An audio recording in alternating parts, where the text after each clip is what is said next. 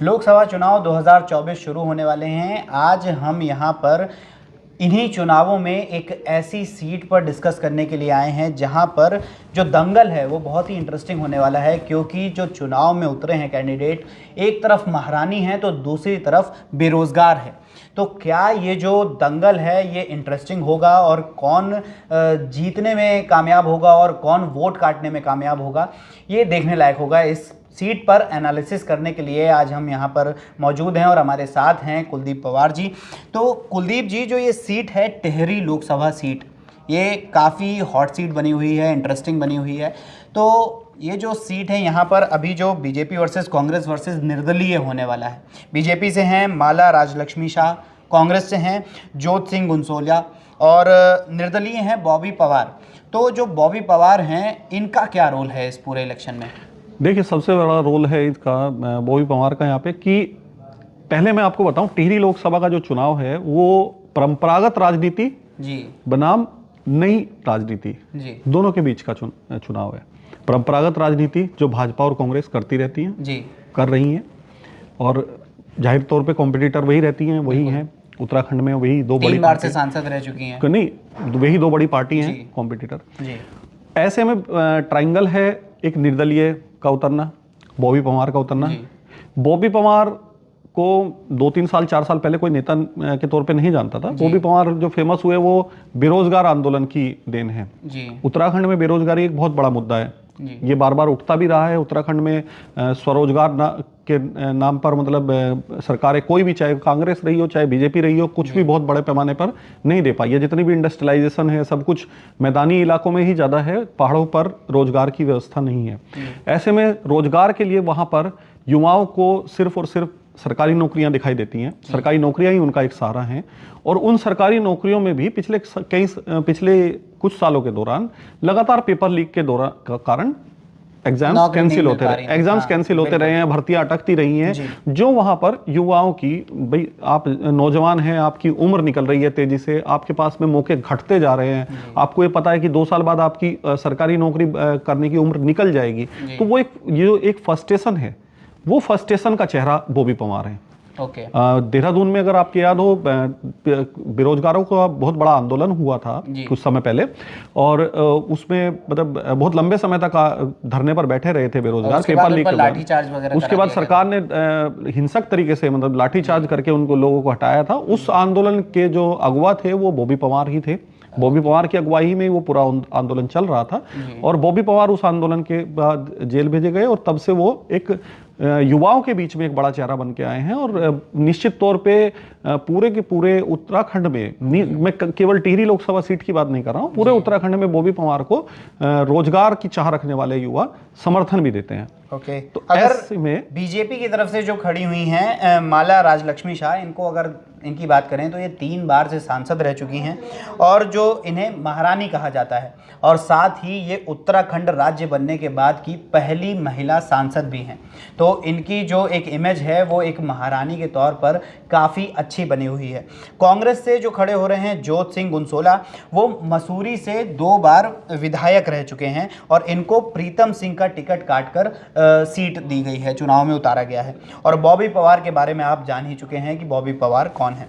तो जो यहाँ जो टिहरी सीट है, अगर इसकी वोट परसेंटेज के बारे में बात करें तो टोटल वोट्स जो हैं वो हैं 14,93,543, और इसमें से मेल हैं 7,87,639 और फीमेल हैं 7,05,853, और जो वोटिंग परसेंटेज होता है वो है 55 to 65% लोग यहाँ के वोट करने जाते हैं।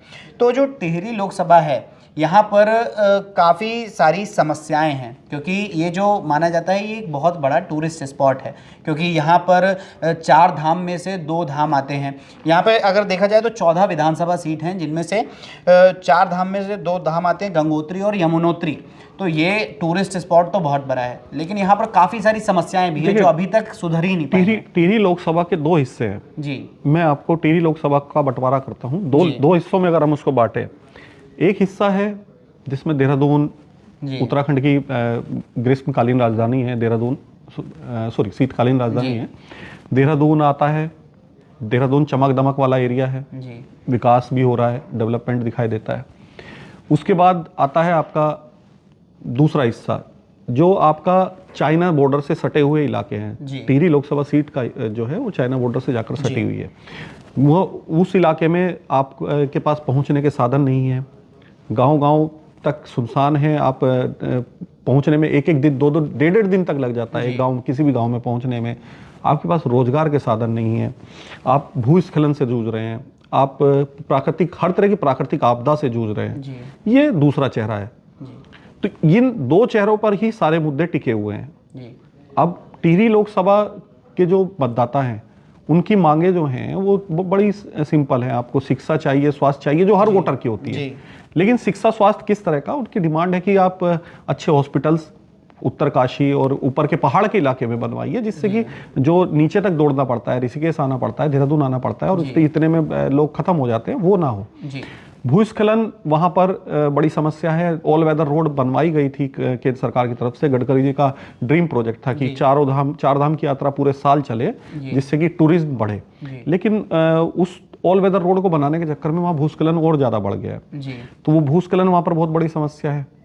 तो ये मतलब जो इस तरह की समस्याएं हैं, इन समस्याओं को लेकर के बीजेपी घिरती रही है, क्योंकि मैक्सिमम टाइम वहां पर बीजेपी के सांसद रहे हैं। पिछले, अगर मैं आपको बता दूं, पिछले 9 चुनाव में से 8 बार बीजेपी जीती है। सिर्फ एक बार 2009 में विजय बहुगुणा जीते थे, और वो 8 बार भी राज परिवार, जो टिहरी राजवंश है, टिहरी रियासत राजवंश के जो थे उन्हीं उसी के सदस्य रहे हैं। अब 3 बार से माला रानी राज्य लक्ष्मी शाह है, महारानी महाराज हैं, और उससे पहले उनके ससुर महाराजा मानवेंद्र शाह सांसद बनते रहे। लेकिन अगर देखा जाए तो इतनी बार भी सत्ता के आने के बाद ये सारे मुद्दे पूरी तरीके से खत्म नहीं हो पाए हैं। और दूसरा, टिहरी लोकसभा के जो मतदाता हैं उनकी एक और बड़ी शिकायत है कि ये सारी समस्याएं तो उनके पास हैं ही, और जब वो ये समस्या लेकर सांसद से मिलना चाहते हैं तो सांसद इजीली अवेलेबल नहीं होती हैं। तो क्या ये महारानी के लिए मतलब कि उल्टा दाव पड़ जाएगा?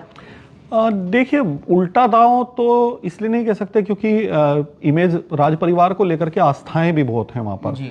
वहाँ ग्रामीण अभी भी, भले ही ठीक है देश को आज़ाद हुए 75 साल हो चुके हैं, लेकिन आज भी राज परिवार से ग्रामीण अपनी आस्था जोड़ते हैं। और निश्चित तौर पर ये तो है कि महारानी को लेकर के मतलब महारानी के सांसद रहने को लेकर के लोग बहुत ज़्यादा खुश नहीं रहते हैं, क्योंकि उनका मानना यह है कि महारानी उस तरह से उनकी जो मांगे हैं, उनकी जो समस्याएं हैं, उसको उठा नहीं पा रही हैं जिस तरह से उठाई जानी चाहिए। धरातलीय समस्याओं से महारानी को नावाकिफ मानते हैं लोग।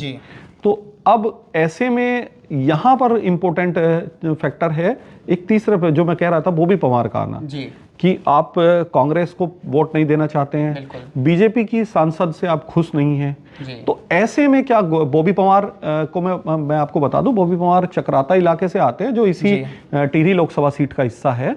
और चूंकि स्थानीय युवक हैं तो जाहिर बात है उनकी पहचान स्थानीय स्तर पर और भी ज्यादा है।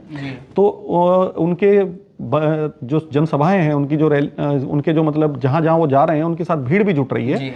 अब वो भीड़ सिर्फ और सिर्फ चर्चा पाने वाली है, सिर्फ और सिर्फ एक ऐसे युवक को देखने वाली है कि कौन जो सरकार के खिलाफ खड़ा हुआ है, या फिर वो वोट बैंक में बदलता है। ये देखना दिलचस्प होगा इस सीट पर।